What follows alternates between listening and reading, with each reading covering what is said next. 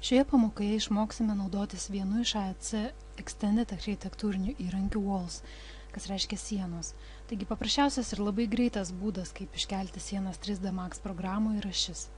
Taip sukurtos sienos yra patogios tuo, jog vėliau į jas galime įstatyti langus ir duris ir mums nereikės kurti angų, jos atsiras automatiškai. Be to, keičiant išplanavimą, duris galima pastumdyti ir angos bus perkeliamos atitinkamai. Be to, duris ir langus galima labai lengvai darinėti. Taigi pasirinkime įrankį Walls. Jis yra kortelėje Create. Prie Geometry išskleidžiam sąrašą ir pasirinkam AEC Extended. Čia matom pasikeitė mygtukai, tai vienas iš jų yra Walls, kitas yra Railings ir Foliage. Atsidarykime kuriamą projektą butas A-Link arba butas A, priklausomai nuo to, kurį pasirinkote metodą, ar importavimo, ar brėžinio prisegimo. Pasirenkame sluoksnių įrankį. Atsidariusiame sluoksnių lange išjungiame nereikalingus sluoksnius. Tiesiog spustelėme stulpelyje Hide, išjungiame baldus, duris, langus, paliekame tik tai sienas. Taip pat pažymime, jog sienų sluoksnis būtų pažymėtas kaip dabartinis. Tai yra pažymime ties kvadratėliu ir atsirado varnelė, vadinasi šitas sluoksnis yra šiuo metu aktyvus. Uždarome sluoksnių langą, paspauskime Snap Toggle ir dar kartelį spustelėkime, bet šį kartą jau dešiniuoju pelės klavišu ant šio mygtuko. Atsidaro Grid and Snap Settings langas ir Snaps kortelėje pažymėkime Vertex. Uždarykime langą, pasirinkime mygtuką Walls ir dabar jau matom, kad traukos režimas veikia ir atsiranda geltonas pliusiukas. Šone esančioje lentelėje pasirinkime sienos matmenis. Width plotis bus 315 mm ir aukštis bus 3 metrai.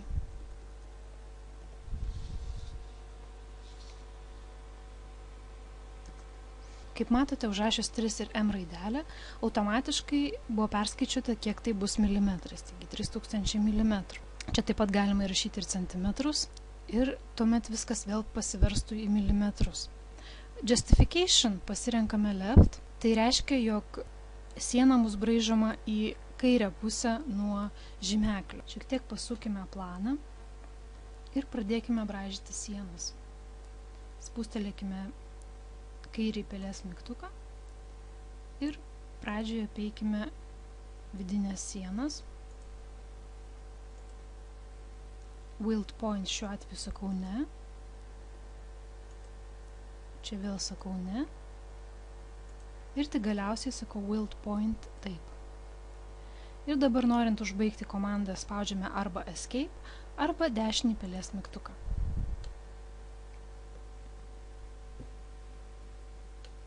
Patikrinam, ar viskas gerai pasižymėjo.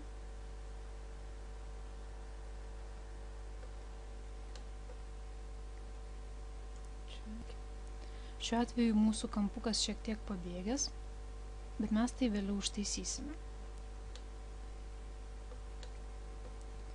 Dabar sukurkime vidinės sienas. Nusistatykime sienų plotį 120 mm. Ir kaip matome, aukštis lieka tas pats. Ir programa jau atsimena, kokie buvo prieš tai sienos parametrai.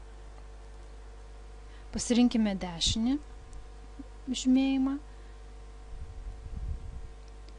ir sužymėkime sienas.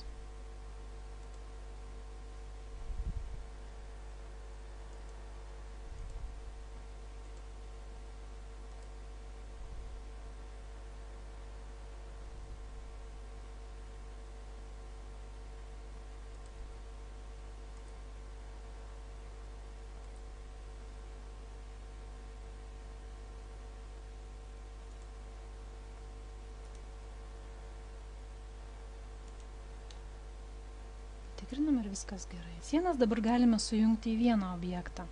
Tai yra, galime pažymėti bet kurią iš sienų, pasirinkti Modify, paspausti Attach ir pažymėti visas kitas sienas. Kad nuspausti mygtuką Attach, spaudžiame arba dešinį pelės mygtuką, arba ant pačio mygtuko dar kartą reikia paspausti. Taigi sukūrėme sienas. Išsaugome projektą.